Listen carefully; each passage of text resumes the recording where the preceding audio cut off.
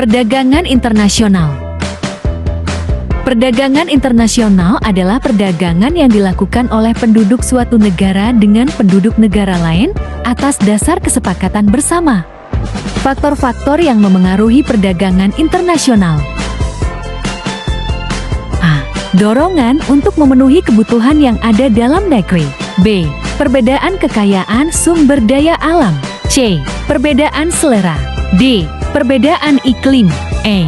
Keinginan untuk memperluas pasar dan menambah keuntungan. F.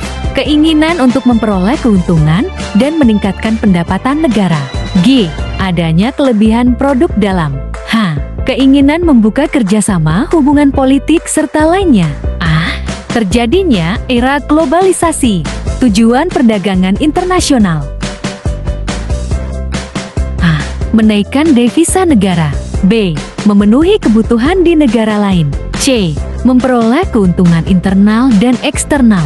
D. Memperluas pasar. E. Transfer teknologi modern.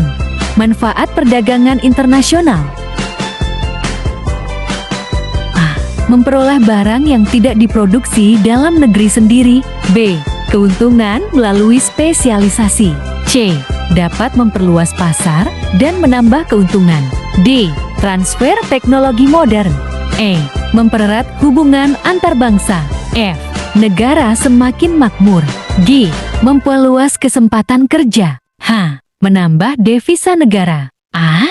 Dapat mencegah terjadinya krisis. G. Akan mendorong kemajuan pada ilmu pengetahuan. L. Dapat mendorong kegiatan ekonomi dalam negeri. M. Dapat memenuhi kebutuhan rakyatnya. N. Dapat mempererat hubungan politik. O. Dapat membantu meningkatkan daya saing ekonomi. P. Dapat memperkuat investasi. Q. Dapat memperkuat posisi perdagangan. R. Mencegah perdagangan barang yang membahayakan. S. Dapat menciptakan harga yang stabil. T. Dapat mengenal berbagai mata uang negara. Hambatan perdagangan internasional. A. Perbedaan mata uang negara. B. Kebijakan ekonomi suatu negara. C. Sumber daya yang rendah. D. Kebijakan tarif yang ditetapkan. E. Kebijakan non-tarif. F. Pembayaran antar negara cukup sulit dan memiliki risiko besar. G. Adanya organisasi-organisasi ekonomi daerah. H. Penerapan subsidi. A. Keamanan suatu negara yang tidak terjamin. G. Kualitas barang yang diperjualbelikan buruk. K. Kebijaksanaan impor di setiap negara. L. Nilai tukar mata uang yang terus berubah. Jenis-jenis perdagangan internasional. Perdagangan internasional adalah kegiatan perekonomian dan perdagangan yang dilakukan oleh penduduk suatu negara dengan negara lain atas dasar kesepakatan bersama. A. Ekspor. Ekspor adalah suatu kegiatan penjualan barang ke luar negeri. B. Impor. Impor diartikan sebagai kegiatan penjualan barang dari luar negeri ke dalam negeri. C. Barter. Barter adalah pengiriman barang ke luar negeri untuk ditukarkan langsung dengan barang yang dibutuhkan dalam negeri. D. Konsinyasi konsanon pengiriman barang di mana belum ada pembeli tertentu di lain. E. Package deal guna memperluas pasaran. Pemerintah sesekali akan mengadakan perjanjian perdagangan trade agreement dengan salah satu negara. F. Penyelundupan smuggling. Penyelundupan yaitu usaha yang bertujuan memindahkan kekayaan dari satu negara ke negara lain tanpa memenuhi ketentuan yang berlaku. G. Border crossing.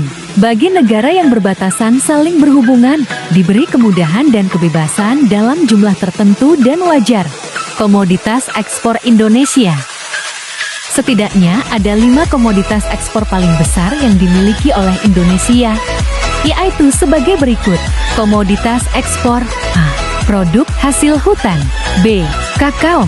C. Karet. D. Tekstil. E. Kelapa sawit. Kebijakan perdagangan internasional. A. Penerapan tarif. B. Kuota impor. C. Larangan ekspor dan impor.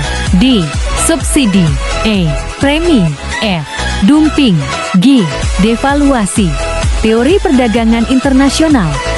A. Teori keunggulan mutlak. Teori ini menyatakan bahwa perdagangan internasional akan memberikan keuntungan pada negara yang dapat memproduksi dengan harga yang ditetapkan di negara lain. Berikut adalah ilustrasi dari teori keunggulan mutlak. B.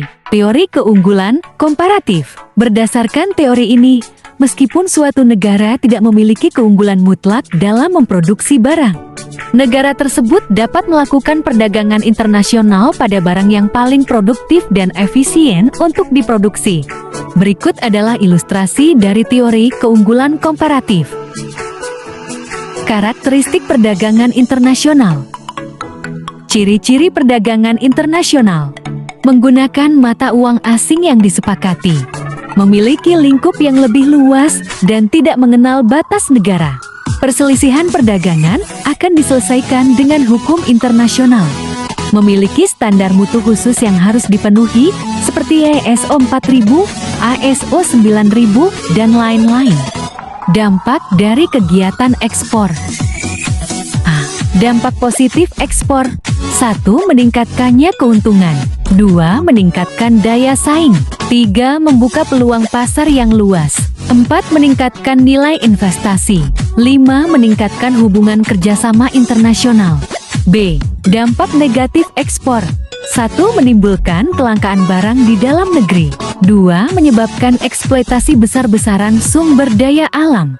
Dampak dari kegiatan impor. Dampak positif impor. 1. Meningkatkan kesejahteraan konsumen. 2. Alih teknologi. 3. Mendapatkan kualitas serta produk yang dibutuhkan. 4. Menjaga kerjasama antar negara dalam hal perdagangan. B. Dampak negatif impor. 1. Ketergantungan terhadap produk impor. 2. Menciptakan persaingan bagi industri dalam negeri. 3. Semakin banyak pengangguran. 4. Konsumerisme. 5. Menurunkan pasar domestik. Cukup sekian dari kelompok kami. Bila ada salah kata, salah tulis mohon dimaafkan. Atas perhatiannya kami ucapkan terima kasih sebesar-besarnya.